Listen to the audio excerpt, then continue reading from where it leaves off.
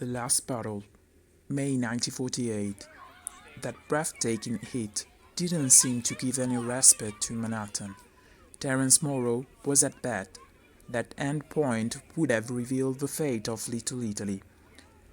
We were the only ones who could have the borough to finally get rid of Buckley Sanna and his henchmen. The stakes were incredibly high. It was up to him. With a sprained ankle, under high pressure, he was ready. We all began to cheer for him, even the fifth player. She was a blonde-haired girl with green deep eyes and snowy skin. Her name was Regan. They had met her just a bunch of minutes before the final match. That short span of time had been enough to carve a hole in Frank Lino's heart. She had appeared to him like an angel. She was among them, cheering for the leader of the crew. Terence took a deep breath and hit the ball with the bat.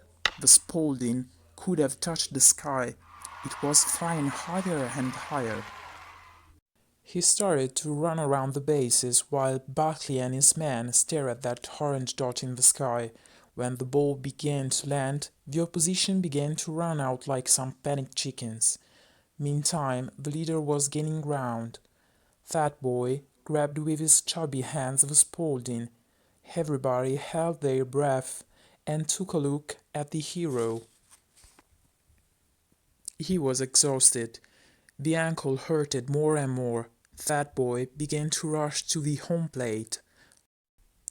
Finally, a ratty boot pushed the middle of the base. It was the boot of the leader. Beaten by his fatigue, he lay down to the grass. The spectators bursted into a scream. The crew immediately ran to hug the savior of Little Italy. Buckley Sanna had given his parole. He would have released the borough from the terror he had been spreading until then. While Buckley was insulting every member of his gang, they were tasting their triumph. Morrow's gang helped Terence to stand up while singing and shouting the victory. Suddenly, the leader began to look around. "Where's the girl?" he asked. The little Frank knew that well. How couldn't he? She had never left his side. She was like all the girl he had always read about. She looked like Beatrix for Dante, Juliet for Romeo, but he wasn't neither Dante nor Romeo. He had always been shy. Only by reading and writing he could turn into a brave guy. He loved writing first of all, because it was the only chance to change the reality, he said. One of the twins, Remistilla, Nathaniel, slapped the little Frank on the neck. "Stop dreaming, kid! The leader was looking for her! Come on, wake up!" Frank shot him a dirty look. He could feel his neck burning.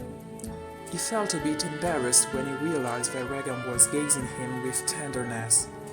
Nate drove the girl to his leader. "Here you are.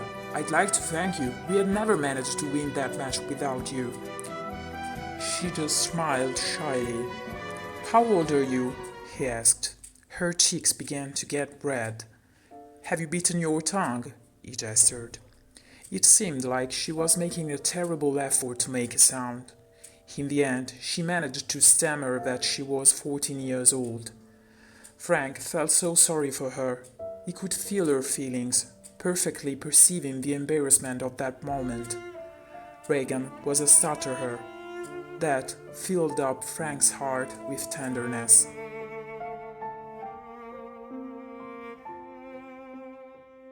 Terence broke that awkward silence by praising her for the great job. "Would you like to join us?"